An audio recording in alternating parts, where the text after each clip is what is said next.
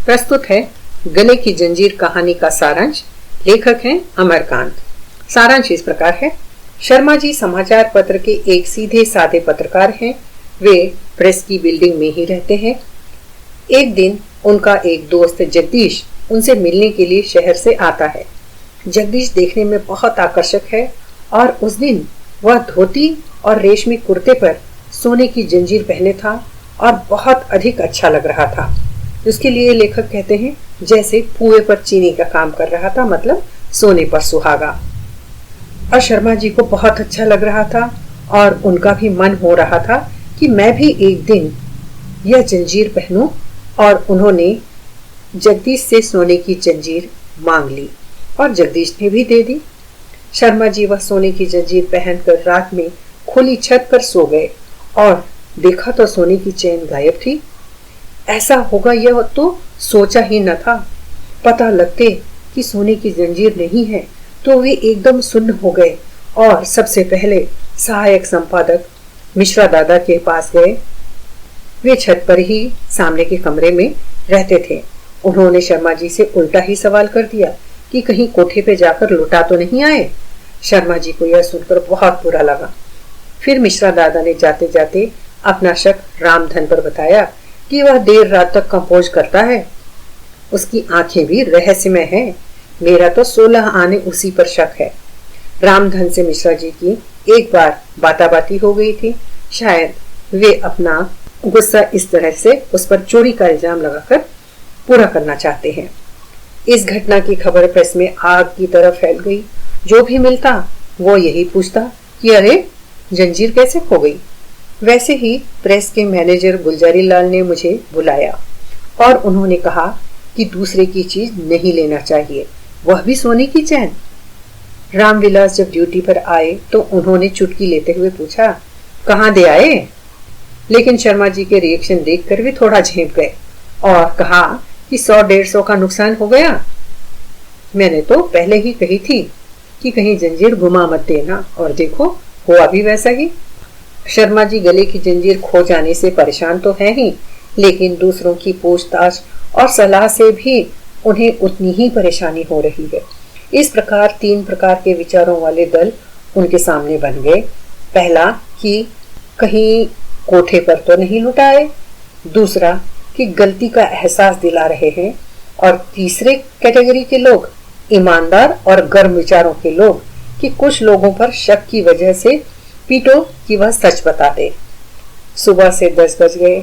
इसी परेशानी में शर्मा जी ने सोचा कि अब तक मैंने कुछ नहीं खाया है और मैं कुछ खा लेता हूँ, और तभी उन्होंने सोचा कि प्रधान संपादक और जनरल मैनेजर से बताऊंगा, वे जरूर जंजीर को ढूंढेंगे। 11 बजे प्रधान संपादक आए। उन्होंने मेरे कमरे की छानबीन की, लेकिन अंत में यही समझाया कि तुम्हारी ही गलती है कि गले में जंजीर पहनकर बाहर क्यों सोए। जमाना खराब हो गया है, लोग एक दूसरे की चीजें हड़पने को देख रहे हैं। हम ठीक से रहें तो हमारा कोई नुकसान नहीं होगा। और वे भी उपदेश देकर चले गए। शर्मा जी परेशान थे। जंजीर खोने का दर्द, मित्र जगदीश को क्या कहूंगा, यह सोच सोच कर परेशान है कि तभी टेलीग्राफिक दोस्त जोसेफ आ गया और सहानुभूति दिखाई और 200 रुपए के नुकसान का एहसास दिला गया। 5 मिनट बाद यूनाइटेड प्रेस ऑफ इंडिया का संवाददाता परेश बैनर्जी आया। शर्मा जी को लोग सहानुभूति और सलाह देकर उनकी गलती का एहसास दिला गए कि जंजीर पहनकर बाहर क्यों सोए। इसलिए शर्मा जी ने सोचा विचारा और परेश बैनर्जी से कहा कि मैं मेज के ड्रायर में एक किताब के बीच में सहेज कर रखी थी यह चेन, फिर भी चोरी चली गई। तो परेश बैनर्जी ने गलती का एहसास कराते हुए कहा कि अरे बटुए में रखकर तकिए के नीचे दबाकर सोते तो चोरी नहीं होती जंजीर। अब शर्मा जी परेशान होकर बाहर जा ही रहे थे कि प्रधान संपादक ठाकुर कुलदीप सिंह आ गए, जो शर्मा जी के गांव के ही रहने वाले थे। तो विचार आया कि गांव के रहने वाले लोग संकट के समय जरूर मदद करते हैं, वे जंजीर ढूंढने में जरूर मदद करेंगे। शर्मा जी ने पहले लोगों की सलाह का फायदा उठाकर कुलदीप सिंह जी को बताया कि मैं जंजीर को पर्स में रखकर तकिए के नीचे दबाकर सोया था। फिर भी चोरी चली गई। तो उन्होंने सहानुभूति तो खूब दिखाई और सलाह दी कि जंजीर को चोरी होने से बचाने के लिए अगर जंजीर गले में पहनकर सोए होते तो चोरी ना होती। किसी की हिम्मत नहीं पड़ती कि हाथ लगा दे। लल्लू, मेरा सब जाना सुना है।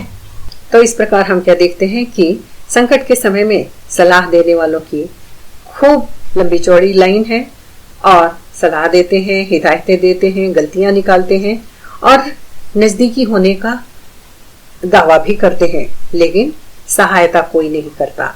चलिए, ये सारांश यहाँ पूरा होता है। अब हम इसकी विशेषता देखते हैं। चलिए अब इस कहानी की विशेषता देख लेते हैं कि यह अत्यंत ही रोचक घटना है। इसमें गले की जंजीर चोरी होना दुखद घटना तो है ही, लेकिन जब हम लोगों के साथ समाज में रहते हैं और कार्यस्थल पर, वर्क प्लेस पर रहते हैं, मिलते जुलते हैं, तो एक दूसरे की मदद करते हैं और लेते भी हैं। लेकिन समय बदल रहा है।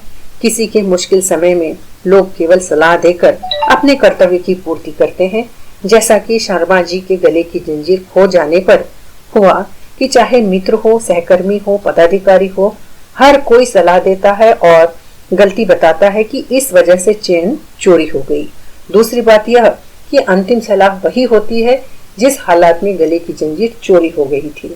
अर्थात दुनिया गोल है, सब मिलकर आखिर जहां से गले में से चेन चोरी हो गई थी, तो अंत में सलाह भी वही मिलती है कि अरे तुम गले में चेन पहनकर सोते तो चेन चोरी नहीं जाती। तो सिद्ध होता है कि धीरे धीरे लोगों से सहृदयता खत्म होती जा रही है और कोई भी दूसरे के लिए कोई मेहनत नहीं करना चाहता, केवल सलाह देते हैं क्योंकि सलाह मुफ्त में होती है और केवल जबानी जमा खर्च करने होते हैं। तो मुझे आशा है आपको यह सारांश और विशेषता अच्छी तरह समझ में आ गए होंगे। अब हम आगे बढ़ते हैं। चलिए अब हम पाठ्य सामग्री के अगले भाग की ओर बढ़ते हैं, जिसमें हम देखेंगे एक अंकीय प्रश्नमाला, जिसमें निर्देश दिए जाते हैं कि प्रश्नों के उत्तर एक शब्द, वाक्य या वाक्यांश में लिखिए। तो इसके लिए आपको निर्देशों का पालन करना होता है। प्रश्नों के उत्तर केवल एक शब्द में लिखने से पूरा होता है, तो आपको पूरा उत्तर लिखने की आवश्यकता नहीं है। आप उसमें अपने समय की बचत कर सकते हैं और निबंधात्मक प्रश्नों के उत्तर लिखने में आप यह समय लगा सकते हैं। जैसे यहाँ पर पहला प्रश्न है, शर्मा जी गले में जंजीर पहनकर कहाँ सोए थे? उत्तर होगा छत पर या छत। इसमें आपको इस तरह से पूरा नहीं लिखना है कि शर्मा जी गले में जंजीर पहनकर छत पर सोए थे, क्योंकि छत लिखने से उत्तर पूरा हो जाता है। अब हम अगला प्रश्न देखेंगे कि प्रेस मैनेजर का नाम क्या था? प्रेस मैनेजर का नाम गुलजारी लाल जी है। पूरा लिखने की आवश्यकता नहीं है, केवल आप गुलजारी लाल लिख सकते हैं। तो इस प्रकार यह एक अंकीय प्रश्नमाला यहाँ पर पूरी होती है। यहाँ आप अन्य प्रश्न भी देख रहे हैं जो इसी पाठ से संबंधित है। अब हम अगला प्रश्न देखते हैं कि ससंदर्भ व्याख्या कीजिए। तो इसके लिए यहाँ एक फॉर्मेट के रूप में आपको फॉर्मेट समझाने के लिए, प्रारूप समझाने के लिए एक प्रश्न तैयार किया गया है, जिसे आप देख रहे हैं और उसी प्रारूप को आप अनुसरण करके अपने प्रश्नों के उत्तर लिख सकते हैं। और अगला प्रश्न होता है टिप्पणी लिखिए। तो टिप्पणी लिखने के लिए भी यहाँ पर आपको कुछ या तो घटना दे दी जाती है या कोई पात्र दे दिया जाता है, उसके ऊपर आपको टिप्पणी लिखना होता है। तो वह टिप्पणी किस पाठ से लिया गया है और वह टिप्पणी का जो शीर्षक है वो बीच में लिखा जाता है और उसके बाद उसका परिचय एक दो लाइनों में लिखेंगे, 2 पंक्तियों में लिखेंगे। उसके बाद आप उस पाठ पर आधारित उस शीर्षक की शॉर्ट नोट लिखेंगे, टिप्पणी लिखेंगे, जो कि आप उसके विषय में जानते हैं। तो इस प्रकार यह पाठ्य सामग्री गले की जंजीर पाठ की यहाँ पर पूर्ण होती है और मुझे आशा है आपको यह जरूर उपयोगी होगी और समझ में आई होगी। आप अन्य किसी सामग्री की को चाहते हैं तो हमें कमेंट करके अवश्य लिखिए, हम आपको अवश्य सामग्री उपलब्ध कराएंगे।